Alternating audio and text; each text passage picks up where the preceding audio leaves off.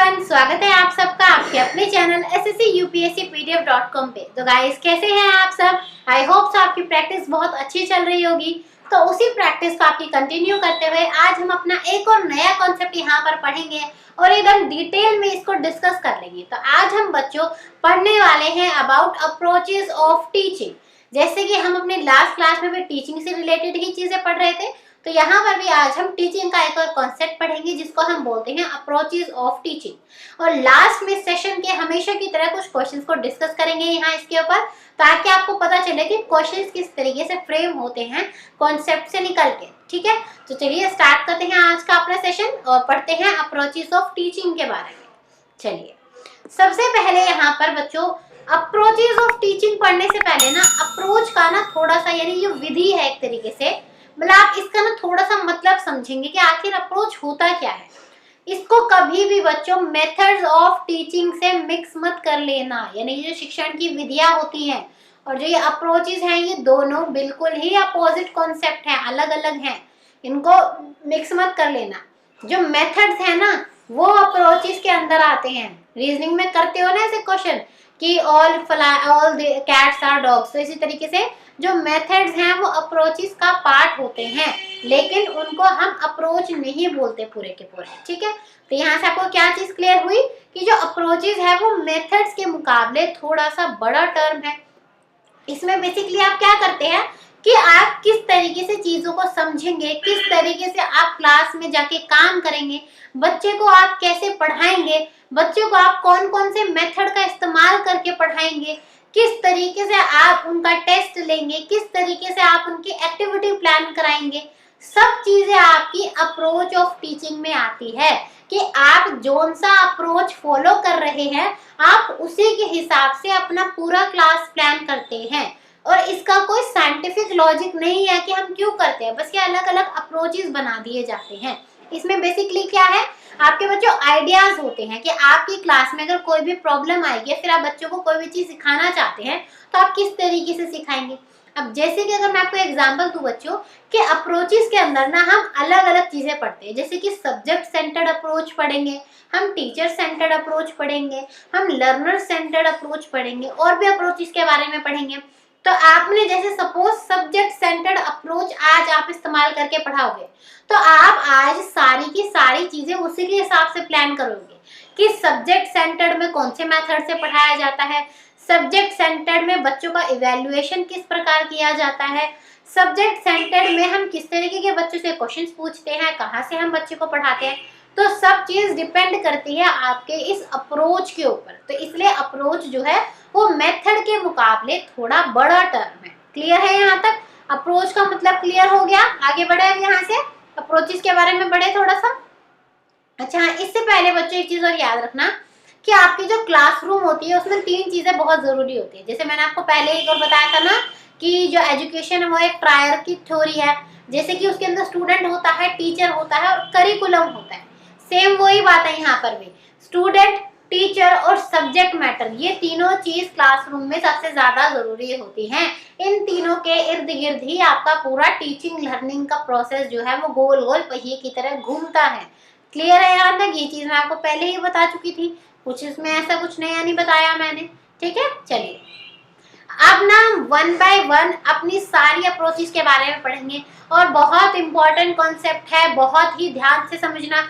Question बनने के पूरे पूरे चांस है। लास्ट ईयर भी क्वेश्चन बने थे, इससे भी और जो आपके मेथड्स होते हैं उनसे भी, और यहाँ से भी मुझे लगता है कि यहाँ से क्वेश्चन बनने की बहुत ज्यादा उम्मीदें हैं। ठीक है, तो बहुत ध्यान से समझना। तो जो सबसे पहला हमारा अप्रोच है बच्चों वो कहलाता है टीचर सेंटर्ड अप्रोच, यानी कि जहां पर जो शिक्षक है उसको वो केंद्रित होता है।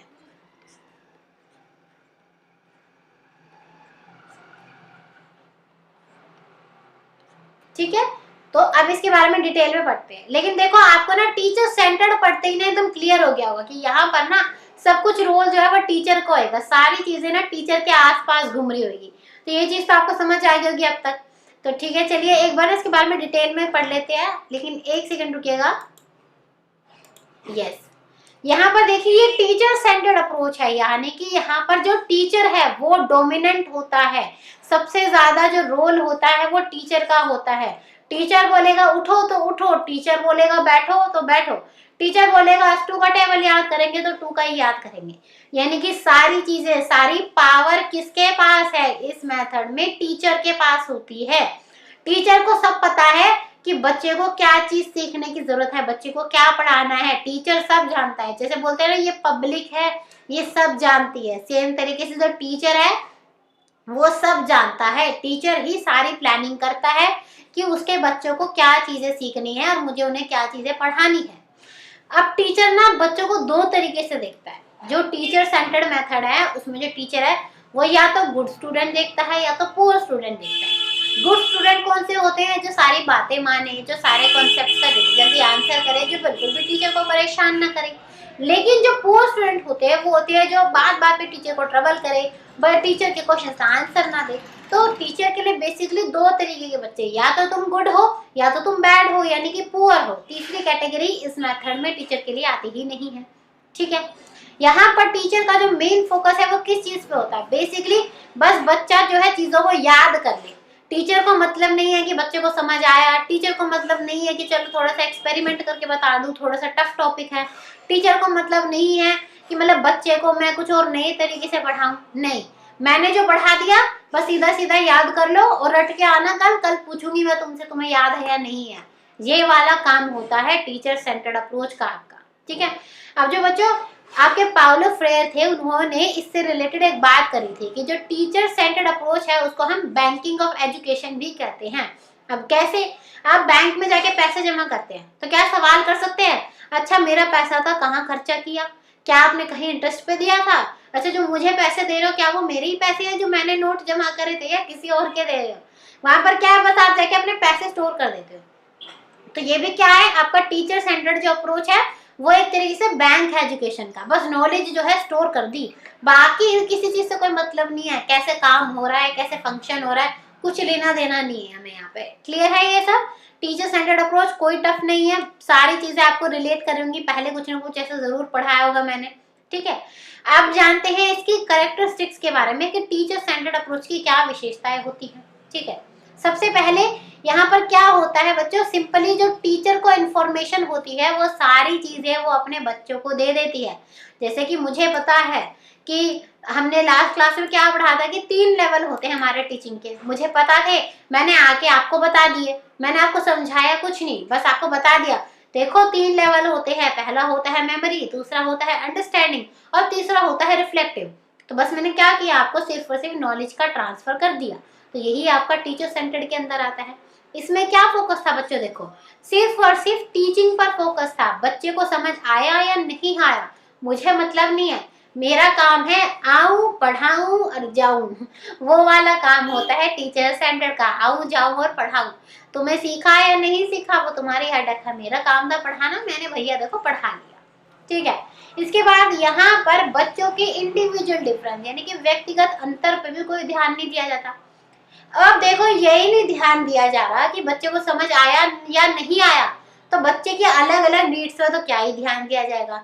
वही वाला सिस्टम, आऊं जाऊं और पढ़ाऊं, मुझे क्या मतलब, तुम्हें क्या जरूरत है, तुम्हें क्या नहीं है, तो इस चीज पे भी ध्यान नहीं देते। इसके बाद बच्चों के लिए डेवलपमेंट का कोई भी स्कोप नहीं होता कि बच्चा खुद कुछ करके चीजें सीखेगा, उसकी क्रिएटिविटी बढ़ेगी, उसकी लीडरशिप क्वालिटीज बढ़ेंगी, कुछ नहीं। सिंपल डेस्क पे बैठे रहो, जब तक स्कूल की छुट्टी ना हो जाए डेस्क से हिलना मत। अब बच्चा डेस्क से हिलेगा ही नहीं तो उसका डेवलपमेंट कैसे होगा? बच्चा किस तरीके से पार्टिसिपेट करेगा? अरे बच्चा पार्टिसिपेट ही नहीं करेगा तो चीजें सीखेगा कैसे?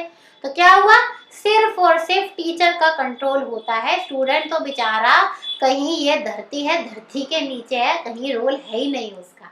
ठीक है, नेक्स्ट यहाँ पर कि जो टीचर है उसका सिर्फ एक मकसद होता है कि मुझे तो टाइम पे कोर्स पूरा कराना है, प्रिंसिपल ने मुझे डेडलाइन दी है, भैया मार्च पेपर है, फरवरी तक अपना कोर्स पूरा करा देना, तो फटाफट अपना कोर्स पूरा कराएंगे हम। तो नेक्स्ट है कि टीचर बस देखता है कि जो बच्चा सही आंसर दे रहा है या फिर नहीं दे रहा है, यानी कि अगर आपका सही आंसर है तो ठीक है, नहीं तो अच्छा नहीं ये आंसर नहीं था, ये गलत है, बस पीछे क्या रीजन है कुछ नहीं बताना, क्यों गलत था भाई, क्या रीजन था, क्या कॉन्सेप्ट था, कुछ तो उसको बताओ। नहीं, बस सही है या गलत है इतना ही मतलब है टीचर को यहाँ पे।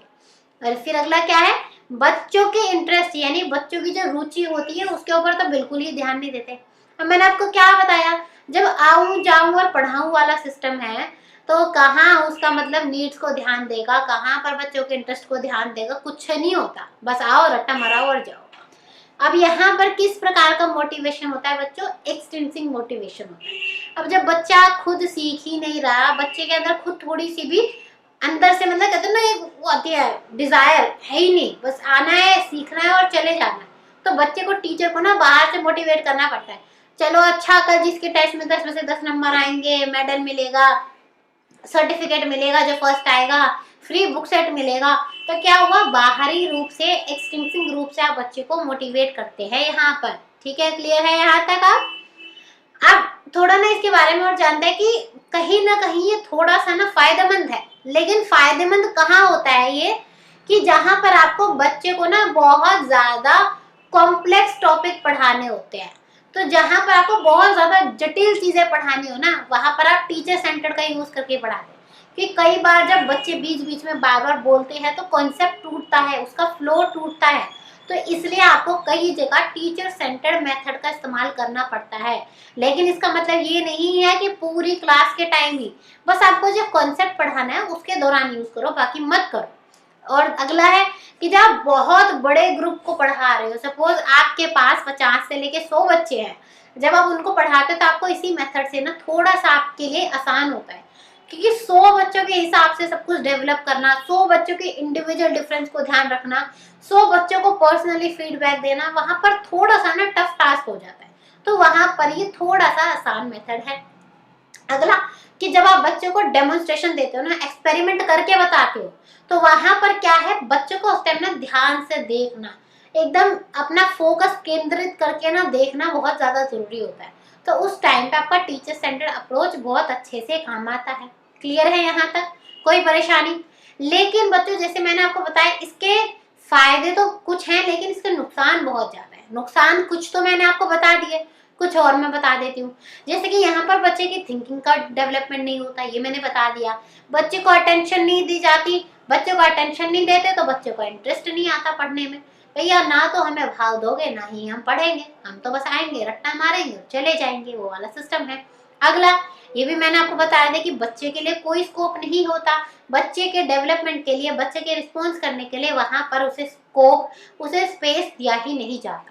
नेक्स्ट है कि इसमें सीसीई का कोई रोल नहीं है। देखिए सीसीई में क्या होता है, टाइम टू टाइम आप बच्चों का इवैल्यूएशन करते हैं, टाइम टू टाइम आप बच्चों को फीडबैक देते हैं, लेकिन टीचर सेंटर्ड में आप ऐसा कुछ भी नहीं करते। तो यहाँ पर सीसीई के लिए कोई भी जगह नहीं है। यहाँ पर जो आपका ट्रेडिशनल मेथड था, सिर्फ बच्चों का टेस्ट लो और उनके मार्क्स बता दो कि उनके कितने आंसर ठीक है कितने गलत हैं, सिर्फ यही चीजें आपके टीचर सेंटर्ड अप्रोच के अंदर आती है। ठीक है, क्लियर है यहाँ तक? पहला अप्रोच बिल्कुल क्लियर हो गया होगा आई होप सो। अगर किसी को कोई भी कंफ्यूजन है तो कमेंट सेक्शन में पूछेंगे जल्दी से। ठीक है, तो अब हम बढ़ रहे हैं बच्चों अपने नेक्स्ट अप्रोच की तरफ, जिसे हम बोलते हैं सब्जेक्ट सेंटर्ड अप्रोच। अब देखिए वहां पर क्या था, टीचर था, टीचर केंद्रित था। यहाँ पर क्या है, सब्जेक्ट, यानी अब यहाँ पर जो भी पढ़ाया जाएगा वो सब्जेक्ट के हिसाब से, करिकुलम के हिसाब से, यानी कि किस किस के हिसाब से, आपका जो सब्जेक्ट है, आपका जो करिकुलम है यानी कि पाठ्यचर्या है, आपका जो यहाँ पर टेक्स्ट बुक्स होती हैं, तो यहाँ पर बच्चों आप इन तीनों चीजों को ध्यान में रख के इनके हिसाब से ही सब चीजें प्लान करते हैं, इनके हिसाब से ही आप अपनी जो स्टडी है उसके ऊपर फोकस करते हैं बच्चों पे। ठीक है, चलिए अब इसके बारे में डिटेल में पढ़ते हैं। सबसे पहले जैसे मैंने आपको बताया कि इसका नाम क्या है, सब्जेक्ट सेंटर्ड। तो यहाँ पर जो आपका फोकस है वो जितने भी आपके सब्जेक्ट के अंदर चीजें आती है, कि विषय के अंदर जितने भी कॉन्सेप्ट होते हैं उनके डिलीवरी यानी कि उनको समझाने पर आपका जोर होता है। सब चीजें सब्जेक्ट के हिसाब से प्लान होगी। यहाँ पर आप क्या करेंगे, जो सिलेबस है, जो आपका करिकुलम है, उन चीजों को आप फॉलो करते हैं। यानी कि मुझे आज क्या पढ़ाना है, सिलेबस में मैं देखूंगी, अच्छा इस महीने का मेरा क्या टारगेट है, मैं अच्छा मुझे इस वीक में क्या पढ़ाना है, सिलेबस में क्या लिखा है, करिकुलम के हिसाब से मुझे किस तरीके से करना है, तो आप सिंपली उन चीजों को ही फॉलो करते हैं। तीसरा कि आपकी जो पूरी टीचिंग है वो सब्जेक्ट के इर्द गिर्द ही घूमती है, और आप यहाँ पे जो आपकी टेक्स्ट बुक है, जो आपकी बुक्स होती हैं, इनको आप स्टोर हाउस बोलते हैं नॉलेज का, कि जितनी भी ज्ञान है, जितना भी इंफॉर्मेशन है, वो सारी आपके टेक्स्ट बुक के अंदर होती है। आप देखिए सारे पॉइंट से बस एक ही चीज क्लियर हुई होगी कि सब्जेक्ट सब्जेक्ट सब्जेक्ट और सब्जेक्ट, हर चीज का लेना देना आपके सब्जेक्ट से है। क्लियर है यहाँ तक? अब बच्चों एनसीएफ 2005 में ना इस जो अप्रोच है इससे रिलेटेड कुछ बातें कही गई हैं, उनके बारे में जान लेते हैं। सबसे पहला एनसीएफ 2005 बोलता है कि जो टेक्स्ट बुक है वो सबसे ज्यादा मेन सोर्स होती है टीचर के लिए, यानी कि अगर टीचर को कोई भी चीजें पढ़ानी है, क्या पढ़ाना है, कैसे पढ़ाना है, सब चीजें टीचर को कहाँ से जानने के लिए मिलेगी? एनसीएफ से जानने के लिए मिलेगी।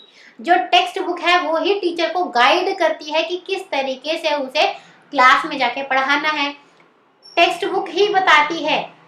यानी कि जो सब्जेक्ट सेंटर्ड अप्रोच है वो ही आपको बताता है कि आपको कौन कौन से क्वेश्चंस एंड में पूछने चाहिए आपके सब्जेक्ट के हिसाब से।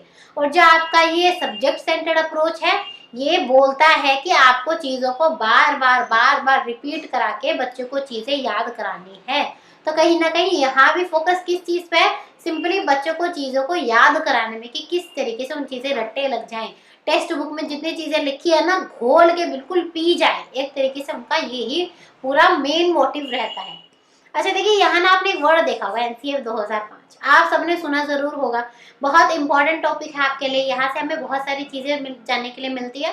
तो इसके लिए भी हम आपकी एक अलग क्लास रखेंगे जिसमें हम सिर्फ और सिर्फ आपको एनसीएफ के बारे में पढ़ाएंगे कि एनसीएफ 2005 में टीचिंग से रिलेटेड, एजुकेशन से रिलेटेड क्या क्या बातें उसके अंदर लिखी गई थी, जहाँ से आपके लिए कोई क्वेश्चन बन सकता है एग्जाम के लिए। ठीक है, क्लियर है यहाँ तक?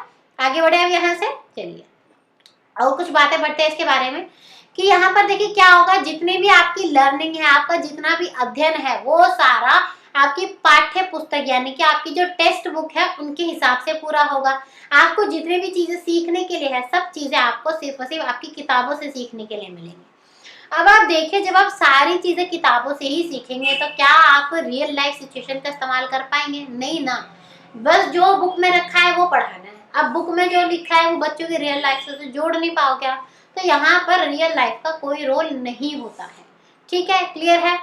अगला है यहाँ पर आपका फोकस होता है क्वांटिटी के ऊपर रादर देन क्वालिटी, यानी कि यहाँ पर आपका जो जोर है वो होता है कि मुझे कितना पढ़ाना है, मुझे आज एक चैप्टर के 4 पेज पढ़ाने हैं, मुझे आज एक चैप्टर पढ़ाना है, 2 चैप्टर पढ़ाना है। ये नहीं ध्यान देते कि अच्छा चलो मैंने आज चले 1 पेज ही पढ़ाया, चाहे मैंने एक कॉन्सेप्ट पढ़ाया, लेकिन वो एक कॉन्सेप्ट भी ऐसा पढ़ाया ना कि कल 1 महीने बाद भी बच्चे कोई पूछ लेना उसमें से कुछ तो बच्चा एकदम सही से आंसर कर देगा, इतना बढ़िया तरीके से पढ़ाया।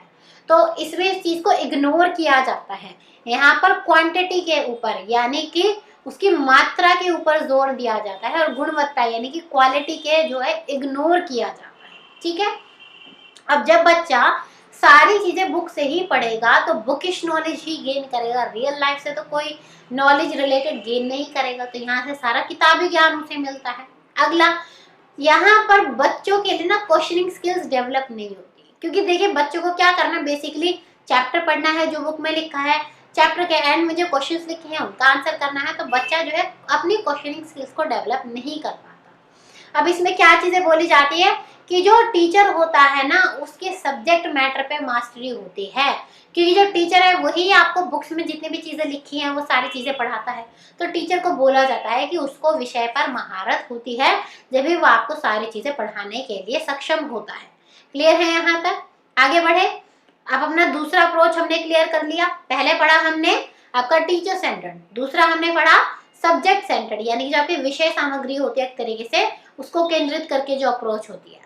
अब हम तीसरा पढ़ेंगे लर्नर सेंटर्ड अप्रोच, ये बहुत ज्यादा इंपॉर्टेंट है। लर्नर सेंटर्ड अप्रोच, यहाँ पर जो केंद्र होगा वो कौन होगा? वो होगा बच्चा, यानी कि जो स्टूडेंट है आपका, जो बच्चा पढ़ रहा है, आप उसके हिसाब से सब चीजें प्लान करेंगे तो वो आपकी आती है लर्नर सेंटर्ड अप्रोच के अंदर।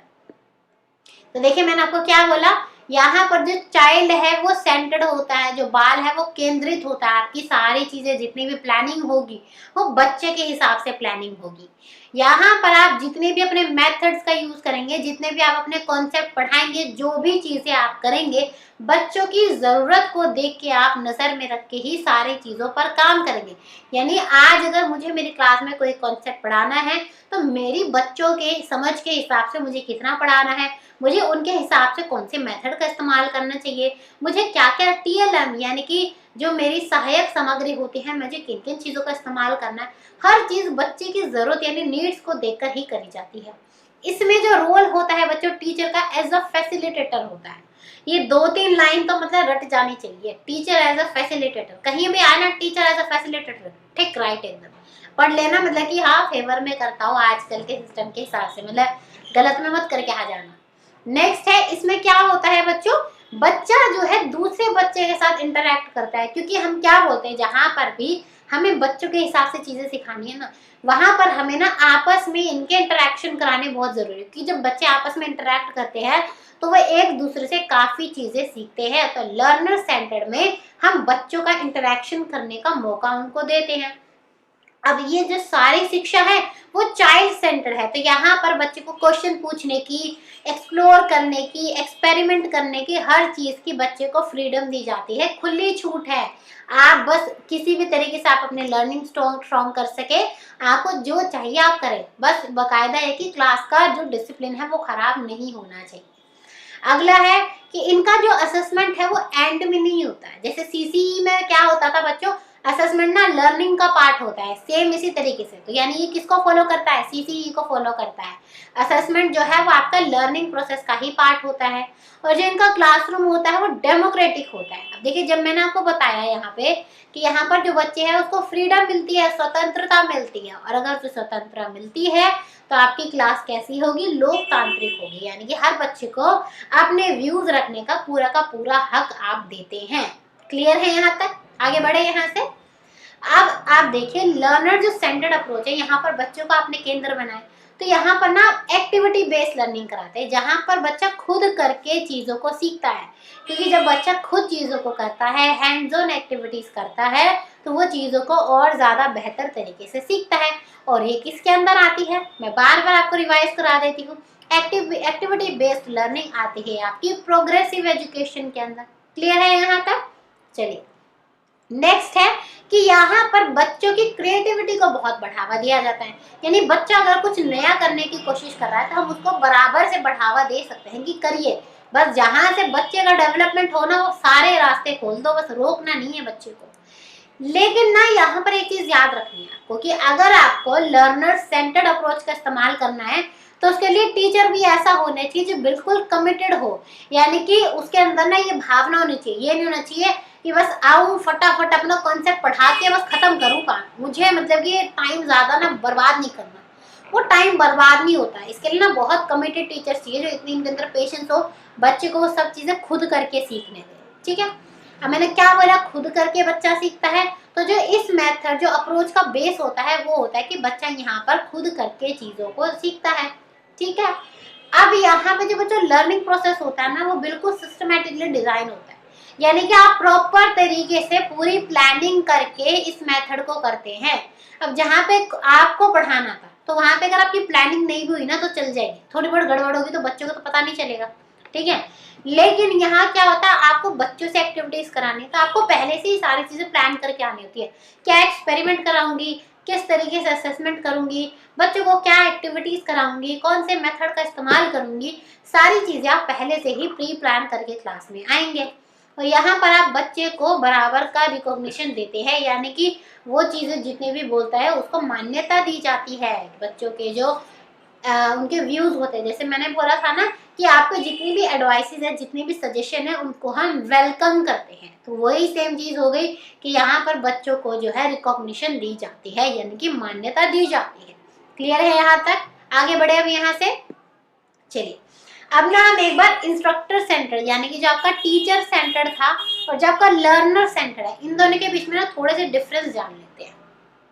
ठीक है, एक जगह बात हो रही है जहाँ पे टीचर मेन है और एक जगह बात हो रही है जहाँ पर स्टूडेंट मेन होता है, तो इनके बीच में डिफरेंस जानना जरूरी है। सबसे पहले टीचर सेंटर में क्या होता है, सारा का सारा ध्यान होता है इंस्ट्रक्टर यानी कि टीचर के ऊपर, और जो लर्नर सेंटर्ड है उसमें सारा ध्यान होता है बच्चे के ऊपर, ठीक है।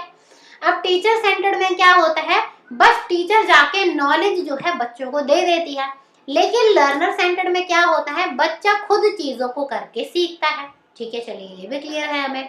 नेक्स्ट है टीचर सेंटर्ड में टीचर बोलता है और बच्चा सुनता है, लेकिन लर्नर सेंटर्ड में टीचर और बच्चा दोनों बोलता है, आपस में इंटरैक्ट करते हैं। अगला है टीचर सेंटर्ड मेथड में बच्चा बस पीछे बैठ के चुपचाप चीजों को सीख लेता है, लेकिन लर्नर सेंटर्ड में बच्चा साथ में पार्टिसिपेट करता है, साथ में वो सम्मिलित होता है चीजों को सीखने के लिए। अगला है टीचर सेंटर्ड में जो बच्चा है वो अकेला काम करता है, यानी उसको ग्रुप्स में मिलकर काम करने की इजाजत नहीं होती है, लेकिन जो आपका लर्नर सेंटर होता है वहां पर बराबर बच्चों को ग्रुप्स में काम करने का मौका दिया जाता है। क्लियर है? चलिए अगला है टीचर सेंटर्ड मेथड में बच्चों हमेशा मतलब उनको बोला जा रहा है एक दूसरे से compete करो, देखते हैं कौन फर्स्ट आएगा कौन फर्स्ट आएगा, ये उनका मेन मोटिव होता है। लेकिन जो लर्नर सेंटर्ड होता है उसमें एक साथ एक दूसरे से मिलके काम करना उन्हें सिखाया जाता है, ठीक है। अगला है टीचर सेंटर्ड में बच्चों की जो कन्वर्सेशन है आपस में बातचीत पे रोक लगाई जाती है, लेकिन जबकि जो लर्नर सेंटर्ड मेथड होता है वहां पर उन्हें आपस में एक दूसरे से आइडिया शेयर करने का मौका मिलता है, एक दूसरे से क्वेश्चन पूछने का मौका मिलता है, डिस्कस करने का मौका मिलता है। तो यहाँ पर बच्चों के साथ जो उनका इंटरेक्शन है वो ज्यादा होता है। अब देखिए जो इंस्ट्रक्टर यानी कि जो टीचर सेंटर्ड मेथड होता है ना वहां पर बच्चों के जितने भी सवाल है उनका जवाब सिर्फ और सिर्फ टीचर देता है यानी कि इंस्ट्रक्टर देता है। लेकिन लर्नर सेंटर्ड में क्या होता है, बच्चे एक दूसरे से भी क्वेश्चन पूछते हैं, तो टीचर भी आंसर करता है, साथ में बच्चे भी एक दूसरे के क्वेश्चन का आंसर करते हैं, ठीक है। क्लियर है?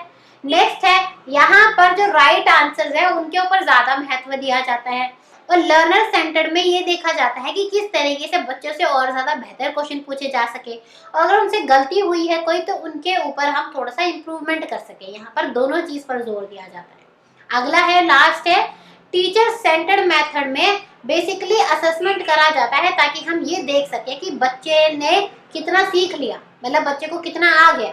लेकिन लर्नर सेंटर्ड में क्या होता है, हम यहाँ पर बच्चों को कमी निकालने के लिए मतलब कि उनको कहीं गैप रह गया तो फीडबैक देने के लिए उनको गाइड करने के लिए असेसमेंट करते हैं, ना कि सिर्फ ये जानने के लिए कि तुम्हारे 10 में से 4 नंबर हैं या 3 नंबर है। लर्नर सेंटर्ड में करते हैं कि 10 में से 3 क्यों आए, 7 क्वेश्चन क्यों गलत हुए, क्या रीजन था उसके पीछे, उनको कैसे 10 में से 10 बनाना है। लर्नर सेंटर्ड में ये चीज करी जाती है। क्लियर है? यहाँ तक डिफरेंसेस क्लियर हो गया होगा टीचर सेंटर्ड और स्टूडेंट सेंटर्ड में। आगे बढ़े अब यहाँ से। चलिए अब अगला जो हमारा अप्रोच है बच्चों उसको हम बोलते हैं कॉम्पिटेंसी अप्रोच, यानी कि योग्यता आधारित दृष्टिकोण। ध्यान से समझना, बच्चों को इसमें कंफ्यूजन होती है, बच्चे इसको अधिकतर भूल जाते हैं, थोड़ा सा उनका माइंड ना इसमें हजल पजल रहता है। सबसे पहले ना कॉम्पिटेंसी का मतलब जानेंगे है क्या, क्योंकि देखो वहां ना एकदम क्लियर हो रहा था टीचर सेंटर्ड का मतलब क्या होगा, लर्नर सेंटर्ड का मतलब क्या होगा, सब्जेक्ट सेंटर्ड का क्या मतलब होगा। लेकिन यहाँ पे कॉम्पिटेंसी वर्ड यानी योग्यता वर्ड का ना सही से मतलब समझो। कॉम्पिटेंसी का मतलब यहाँ पर है कि अगर किसी बच्चे को कोई चीज करनी है तो उसके अंदर उस चीज को करने की कितनी क्षमता है, कितने बेहतर तरीके से बच्चा उस चीज को कर सकता है। अब जैसे कि मुझे आज बच्चों को एक डिबेट करानी है तो मैं देखूंगी क्या बच्चे के अंदर डिबेट करने के लिए योग्यता है, कॉम्पिटेंसी है। अब कैसे मैं जांचूंगी ये चीज कि क्या बच्चे को सही से वोकैबुलरी का ज्ञान है, क्या बच्चे को अच्छे से ग्रामर का ज्ञान है, क्या बच्चे को अच्छे से प्रोनाउंसिएशन करनी आती है, क्या बच्चे को इस कॉन्सेप्ट की अच्छे से नॉलेज है। यानी कि किसी काम को भी करने के लिए उसके अंदर जो क्षमता जो योग्यता होनी चाहिए और बहुत अच्छे से किसी काम को करने के लिए जो चीज होनी चाहिए उसे हम बच्चों कॉम्पिटेंसी बोलते हैं। समझ आया कॉम्पिटेंसी का मतलब? ये एक असेंशियल चीज है जहां पर अगर आपको कोई सक्सेसफुल बनना है तो आपके अंदर कॉम्पिटेंसी होनी ही चाहिए। अब जैसे कि अगर आपको सक्सेसफुल बनना है अपना एग्जाम क्लियर करने के लिए तो आपके अंदर कॉम्पिटेंसी होनी चाहिए कि किस तरीके से पढ़ा जाता है, किस तरीके से नोट्स बनाए जाते हैं, किस तरीके से टेस्ट को अटेम्प्ट किया जाता है, किस तरीके से टेस्ट को एनालाइज किया जाता है, किस तरीके से रिवीजन की जाती है। अगर आपके अंदर इससे रिलेटेड सारी कॉम्पिटेंसीज हैं तो आप आगे जाके सक्सेसफुल बन सकते हैं। क्लियर है? अब नेक्स्ट है कि बच्चों आप जो ये कॉम्पिटेंसीज होती है इनको आप मेजर कर सकते हैं। जैसे कि मैं नाप सकती हूँ ना, मेजर कर सकती हूँ कि किसी बच्चे की वोकैबुलरी कितनी स्ट्रांग है, किसी बच्चे को प्रोनाउंसिएशन कितने अच्छे से आती है, कोई बच्चा कितने अच्छे से मैथ्स में अपने एंगल्स बना लेता है, सारी चीजें मैं इजीली मेजर कर सकती हूँ। तो कॉम्पिटेंसीज को, योग्यताओं को आप माप सकते हैं। क्लियर है ये भी आपको? चलिए नेक्स्ट यहाँ पर क्या है कि जो बच्चा है वो नॉलेज सीखता है, मतलब कि जैसे कि आपने बच्चे को कोई चीज पढ़ाई तो बच्चा वहां से कॉम्पिटेंसी सीखता है। अब जैसे कि सपोज मान लीजिए आपका एक सेशन हुआ है टेंसेस के ऊपर कि टेंसेस का किस हिसाब से इस्तेमाल होता है। अब मैंने आपको पूरा टेंस का चैप्टर पढ़ा दिया। अब मैं ना क्लास के एंड में ये सोचूंगी कि मैंने ना बच्चों को टेंसेस पढ़ाया था, तो क्या बच्चों ने टेंसेस को यूज करने की सारी नॉलेज ले ली है, उन्होंने सारी स्किल जो है सीख ली है कि आगे जाके जब भी वो इंग्लिश बोलेंगे तो इन टेंसेस का वो प्रयोग कर सके अपनी इंग्लिश लैंग्वेज के अंदर। तो ये सारी चीजें कॉम्पिटेंसी में आती थी। यहाँ पर बच्चा क्या है, जो आप चीजें सिखाते हैं उनसे नॉलेज लेता है और उनसे स्किल्स यानी कि कौशल को सीख लेता है। क्लियर है यहाँ तक? ये सारी कॉम्पिटेंसीज के बारे में आपको चीजें क्लियर है? आगे बढ़े अब यहाँ से। चलिए अब जैसे कि मैं आपको एग्जांपल दे दी थी कि कॉम्पिटेंसीज के एग्जांपल क्या आप कैसे क्लियर कर सकते हैं। जैसे कि किसी बच्चे को अच्छे से प्रोनाउंसिएशन आती है या नहीं आती है, अगर प्रोनाउंसिएशन अच्छे से करनी आती है तभी वो बेहतर तरीके से इंग्लिश बोल पाएगा। अगर किसी बच्चे को मैथ्स में कुछ क्वेश्चन सॉल्व करने हैं एंगल्स के ऊपर तो उसे एंगल्स ढंग से बनाने भी आने चाहिए, तो क्वेश्चन गलत हो जाएंगे। अगला है कि क्या बच्चे को वाटर प्योरीफाई करने का एक्सपेरिमेंट करना आता है। अगर उसके अंदर ये कॉम्पिटेंसी है कि वो एक्सपेरिमेंट अच्छे से करके बता सके तो वो अच्छे से आगे जाके एग्जाम में अपना परफॉर्म कर सकता है। ठीक है, क्लियर है यहाँ तक? आगे बढ़े। अब ना यहाँ पर ना एक छोटा सा कॉन्सेप्ट पढ़ेंगे। बच्चों को ना कई जगह स्किल में और कॉम्पिटेंसी के अंदर ना कंफ्यूजन हो जाती है कि बच्चे क्या बोलते हैं कॉम्पिटेंसी का मतलब भी तो मैम यही है कि हम किसी चीज को करने में कितने सक्षम हैं, और स्किल का मतलब भी यही होता है कि हमें कोई चीज कितनी करनी आती है। तो ध्यान से समझना, स्किल का मतलब होता है कि बस आपको कोई चीज करनी आती हो। जैसे कि आपको कोडिंग करने आती है तो आपके अंदर कोडिंग की स्किल है। आपको अकाउंट्स मैनेज करना आता है तो आपके अंदर ये वाली स्किल है। आपको टेंडर लिखने आते हैं, आपके अंदर ये स्किल है। लड़की वैसे लड़कियों नहीं मतलब गर्ल्स बॉयज दोनों के लिए आपको मेहंदी लगानी आती है तो ये आपकी स्किल है। अब आपको चाहे बहुत अच्छी लगानी आती है या नहीं वो चीजें मैटर नहीं करती, बस आपको थोड़ा कुछ लेवल तक कोई काम करना आता है, मतलब एक सर्टेन स्टैंडर्ड तक थोड़ा बहुत, मतलब जहां तक वो अप्रूव हो सके तो उसको हम कहते हैं स्किल। लेकिन जो कॉम्पिटेंसीज होता है उसका मतलब होता है कि आपको कोई चीज कितनी अच्छे तरीके से करनी आती है कि आप आगे जाके उस चीज में सक्सेसफुल हो सके।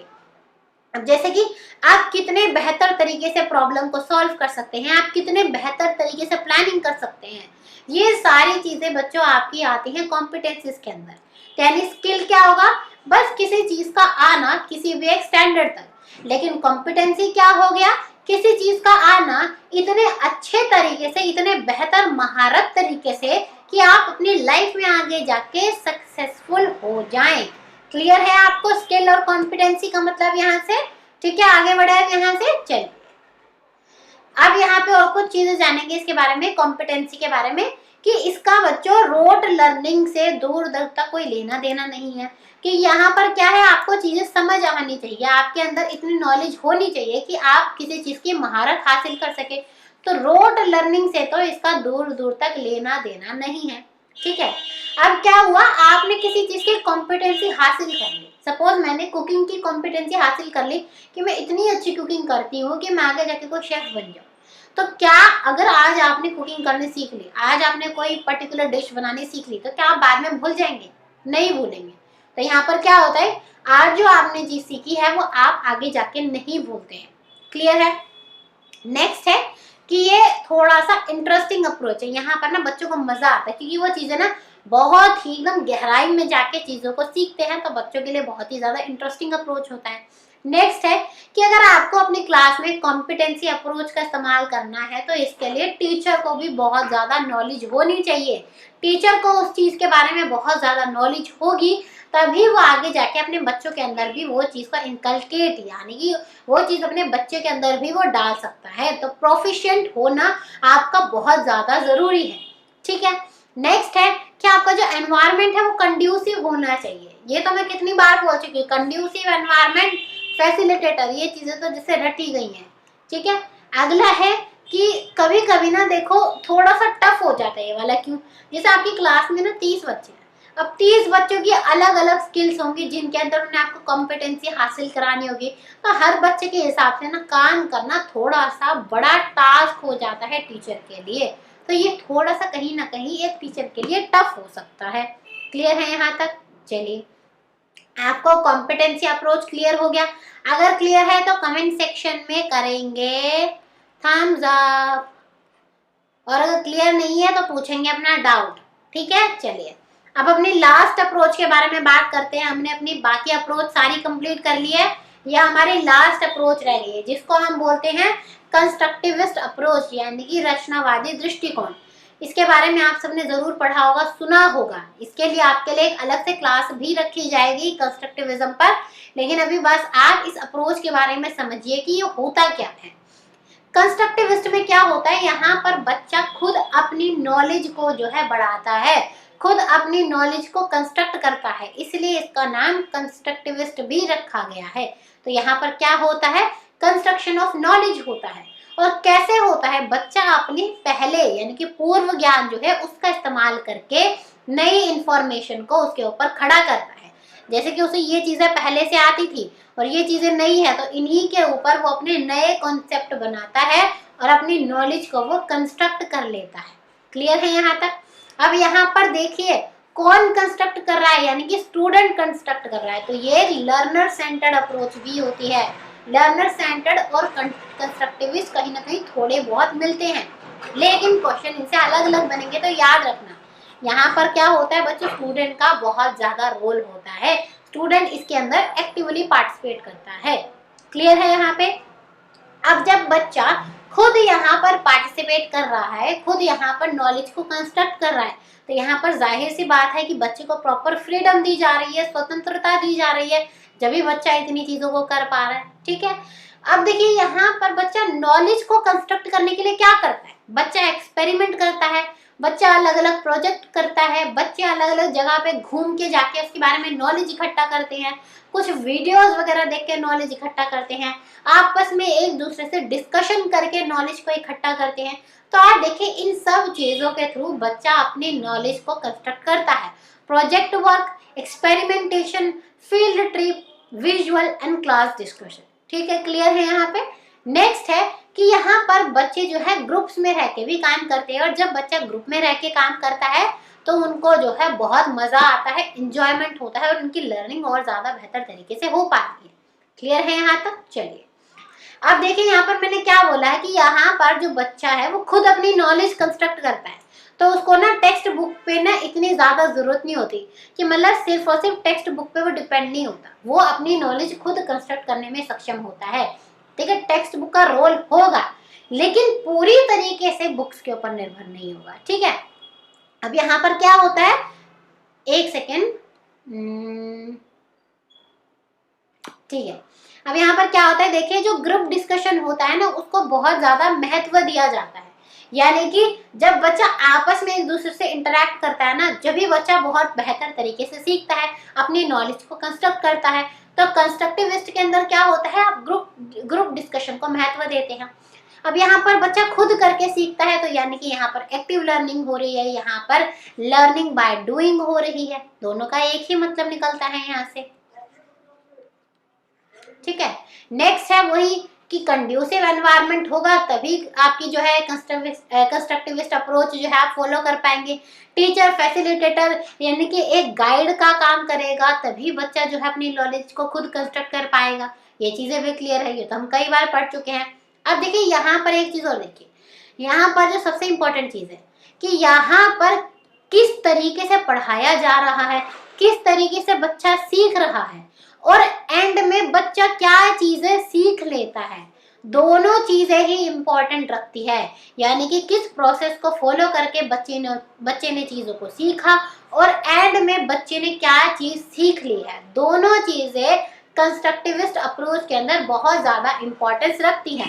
क्लियर है यहाँ पर? अब देखिए, जब बच्चा खुद नॉलेज को कंस्ट्रक्ट करता है तो उसके सोचने पर, उसकी चीजों को समझने के ऊपर बहुत ज्यादा स्ट्रेस दिया जाता है, क्योंकि जब बच्चा चीजों को समझेगा, सोचेगा, तभी वो अपने कॉन्सेप्ट को बिल्ड कर सकता है।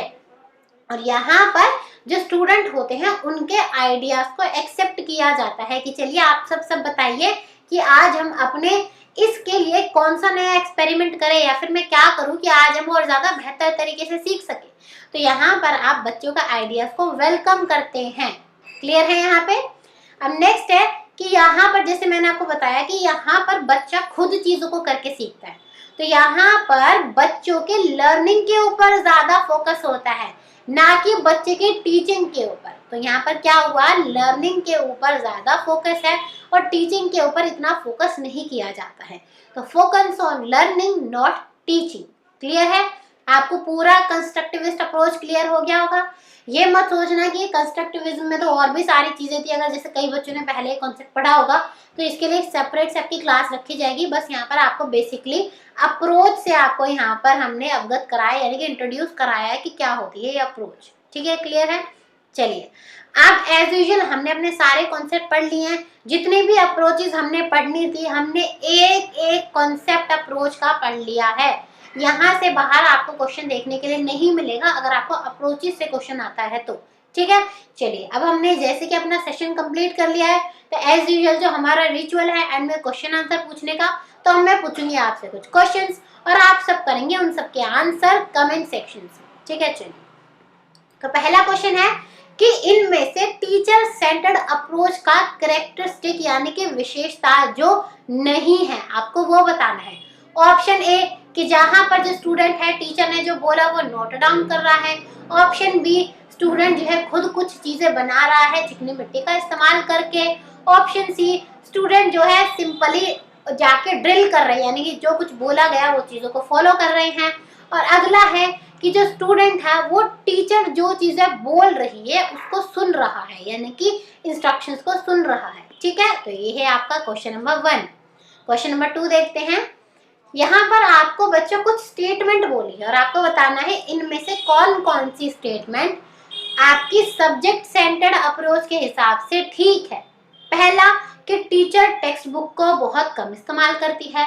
अगला कि क्वेश्चंस जो है टेक्स्ट बुक में चैप्टर के आखिर में होते हैं। अगला है सी ऑप्शन के टेक्स्ट बुक को सबसे ज्यादा मेन सोर्स माना जाता है सीखने का। नेक्स्ट है कि रियल लाइफ से बच्चे जो चीजें सीखते हैं उनके ऊपर ज्यादा यहाँ पर जोर दिया जाता है। ठीक है, ये हो गया आपका सेकंड क्वेश्चन। नेक्स्ट है थर्ड क्वेश्चन कि ज्यादातर जो टीचर्स हैं वो लर्नर सेंटर्ड अप्रोच को फॉलो क्यों नहीं करते हैं। आपको बताना है इन चारों ऑप्शन में से कौन कौन सा सही होगा। पहला कि टीचर के पास शायद उससे रिलेटेड नॉलेज नहीं है। दूसरा, उनका मन नहीं है। तीसरा, ये कहीं ना कहीं थोड़ा सा मुश्किल हो जाता है फॉलो करना। एंड चौथा है ऑल ऑफ द अबव। ठीक है, क्लियर है? नेक्स्ट क्वेश्चन देखें। फोर्थ नंबर है इनमें से कौन सा कंस्ट्रक्टिविस्ट अप्रोच यानी कि रचनावादी दृष्टिकोण पर आधारित नहीं है। ऑप्शन ए कि लर्नर जो है पिछली नॉलेज से अपने नई नॉलेज को मतलब सीखता है, पिछली नॉलेज का बहुत ज्यादा यहाँ पर जो है रोल होता है। नेक्स्ट है कि लर्निंग जो है यहाँ से बच्चा जो है नए नए मतलब बनाना सीखता है। तीसरा, यहाँ पर बहुत ज्यादा मेमोरी पावर अगर आपके पास होगी तभी आप ये चीजें कर पाएंगे। एंड अगला है नन ऑफ द अबव, यानी कि इनमें से कोई भी सही नहीं है। ठीक है, चलिए नेक्स्ट क्वेश्चन। इन चारों ऑप्शन में से कौन सा कंस्ट्रक्टिविस्ट अप्रोच के अंदर नहीं आता है। पहला कि बच्चा खुद जो है अपनी चीजें बनाता है, अपने इंफॉर्मेशन बनाता है। नेक्स्ट है कि जो असेसमेंट है वो ज्यादा जरूरी होता है बजाय कि बच्चों ने जो चीजें सीखी वो। नेक्स्ट है कि जो टीचर है वो लर्निंग पर ज्यादा जोर देती है बजाय कि बच्चों को निर्देश देने के। एंड डी है आपका ऑल ऑफ द अबव। इन पांचों क्वेश्चन के आंसर आप करेंगे कमेंट सेक्शन में। और किस तरीके से करना है, क्वेश्चन नंबर 1 ऑप्शन, देन वो ऑप्शन कौन सा था, question number 2 option number, then वो कौन सा ऑप्शन था। इस तरीके से आपको अपने सारे क्वेश्चंस के आंसर करने हैं। क्लियर है बच्चों? चलिए, आज का सेशन हमारा यहीं तक था। हमने एक एक कॉन्सेप्ट को बहुत अच्छे से पढ़ लिया है, बहुत अच्छे से रिवाइज कर लिया है, क्वेश्चंस भी हमने इसके लिए आपके लिए दे दिए हैं। तो चलिए, अगर आपको हमारा आज का सेशन पसंद आया हो तो वीडियो को जरूर लाइक करना। चैनल अगर अब तक सब्सक्राइब नहीं किया है तो इसे सब्सक्राइब जरूर कर लेना। कमेंट करके बताना कि कैसा लगा आज का क्लास आपको, प्लस अपने नोन के साथ वीडियो को जरूर शेयर करें। तो चलिए, अब मिलेंगे हम बच्चों अगली क्लास में। तब तक के लिए thank you and good bye.